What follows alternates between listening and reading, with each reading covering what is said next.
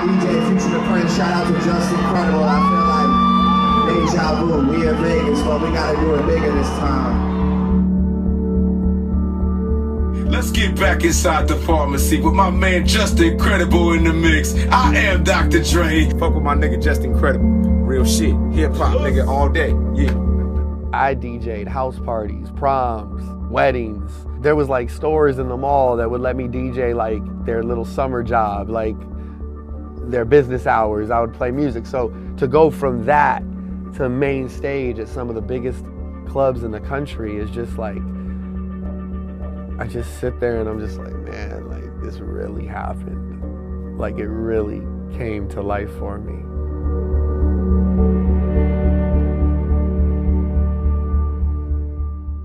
I've traveled to a lot of places and I've had the opportunity to even live in some of these other places, and there's been no energy or feeling like Los Angeles. It's just, it's in me, man. It's like the vibe of LA. I'm just an LA kid, and it really is dope to do my thing in the city that I love so much.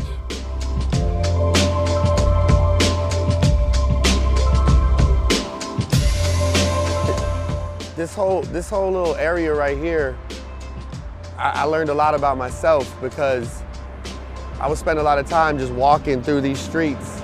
There was a barber shop right up the street where I first started getting my hair cut.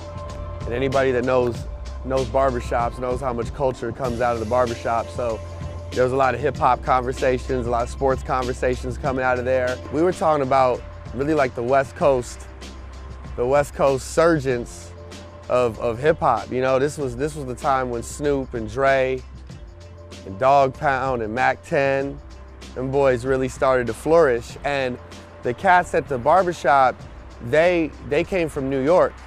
So they opened up my eyes to a lot of East Coast rap, which I completely fell in love with the whole East Coast scene as well. Everything from the style of their clothes to their artists, such as like, you know, Nas and Wu-Tang and Biggie and Big L. Like, that was where I really started to expand my horizons on, you know, how big this hip hop thing really is.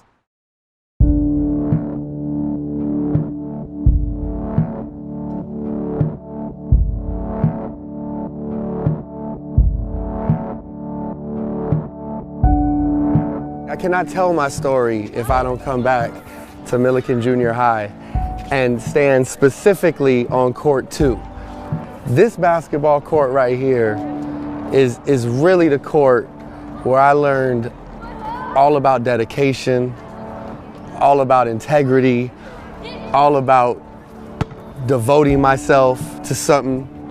You know, I don't even know why it was this court. I think it was just the middle court. And it was like, we want to make sure everyone can see us.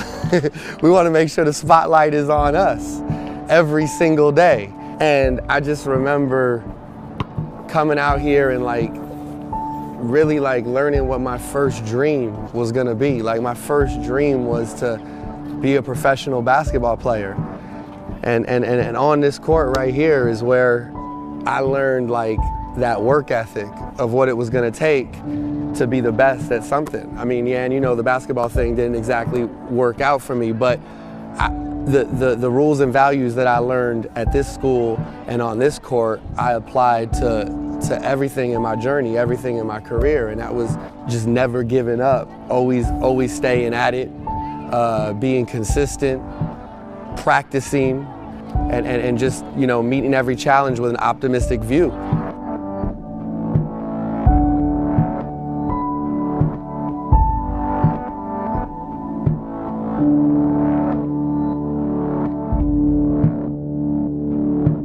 This is it right here. This is Grant High School.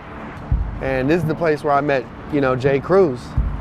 And, you know, once the basketball thing didn't really pan out, I started to gravitate more to the music stuff. And we had that reputation of like that 1-2 punch. Like our friendship and our chemistry was so good. And, you know, never did I imagine that it would lead to us working at our dream radio stations, but Cruz always had the vision. Like, Cruz was always like, Just, I'm gonna be on Power 106 one day. and I know you doing the DJ thing, we should start our own radio show. So Cruz lived right up the street. We would walk right to his spot, and like, we would do radio shows right from his bedroom. Like just pretend we were on the radio. This is like where the foundation really started for what I was gonna be doing for the rest of my life. Like, man, if I could have the ability to make people happy and dance and smile by playing music, like, what better job than that? And I just knew this is what I wanted to do, and I just kind of like got down with Cruz and was like, yo man, like, let's get it.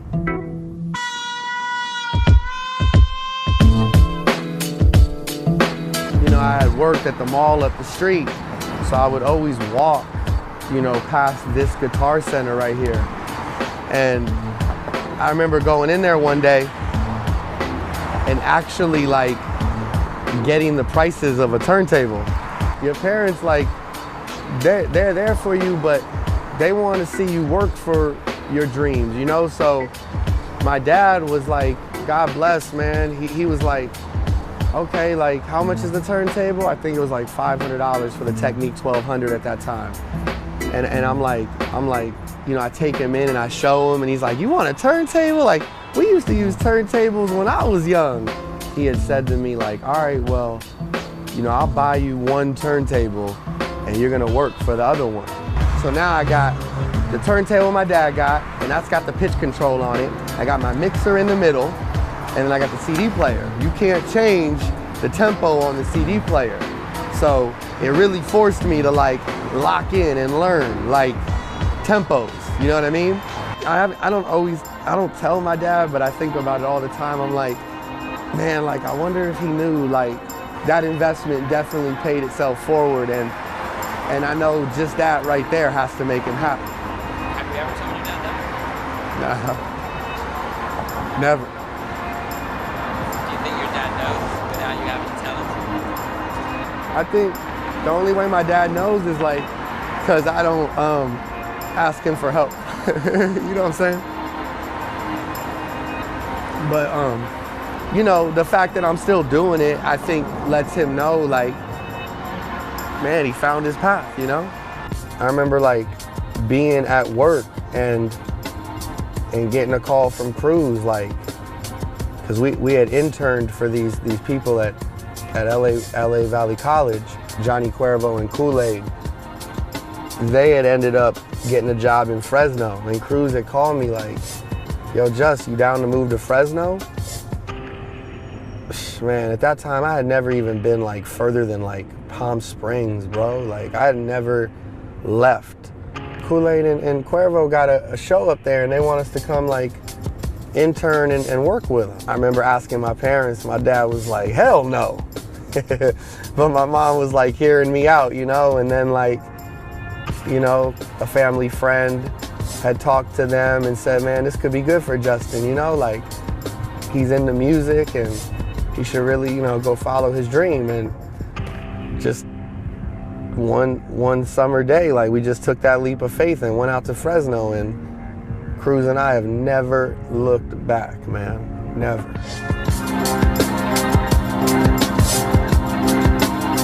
The chance to get to Power was, you know, a few years after Fresno when I lived in San Diego. I was doing radio there, and, you know, not a lot of positions open up. Like, you get to Power, that's the big leagues, you know? So it's like, when I heard of an opportunity come, I just started putting my demo in, and this is like what I've been working for, you know? And I was fortunate enough to get the opportunity to do production work and get my foot in the door and show my passion for music and radio, and that was the biggest opportunity of my life. Tyler, the Creator, Lift Off, Power 106, J. Cruz, Just Incredible. Open bar, 4 bars, 4 topics. Masterminds. We gonna get this forever. Lift Off Show. LA Leakers, J. Cred. Yeah, Sour Milk. And Jeezy is in the Oh, building. boy. What up, though? What's happening? What's happening? Okay. Bumpy, California. Yeah. Power 106, where hip hop lives. It's the LA Leakers every motherfucking night. Still Rays, he out right now, baby. Go get that. It's like the 8th floor, man. The 8th floor. Lucky number 8, man. It's like you just get off those elevators and you just feel the energy immediately, you know? And I remember just walking through the halls and sharing my passion. Immediately I realized that the more fun we have, the better the product, you know? So that was like one of the ingredients. So Leakers came about, you know, I met DJ Sour Milk when I first got to Power 106. And similar to Cruz, I just clicked with him right away. We both loved the Lakers, we both loved fashion, we liked similar hip hop. So we had the vision of like, man, like, let's take our taste, let's give it a platform. Let's let these people hear what we're into. We started off really early, like with artists who only had mixtapes out, you know, but it was like, there was that like young energy, you know, there was the T.I.s and the Ludas and the Hoves, and they were doing their thing, and Kanye was like way up, you know what I mean? But like there was this level and this surface of artists who were doing unbelievable work, that were speaking the same language we spoke. They felt the same way we felt. And it wasn't until Cruz got there that I had the opportunity to even be on the radio like every night and a part of a show. So, you know, when Cruz got the opportunities to do mornings, I kind of put my focus on continuing the night show tradition that he had really put in place in my mind. And who better to do it with than my brother Sour Milk, who I had been working with for years on this LA Leaker vision. So again, it's just one of those things where it's like you put things into the universe, no idea they could possibly really happen, and my dreams have came true over and over again through Power 106.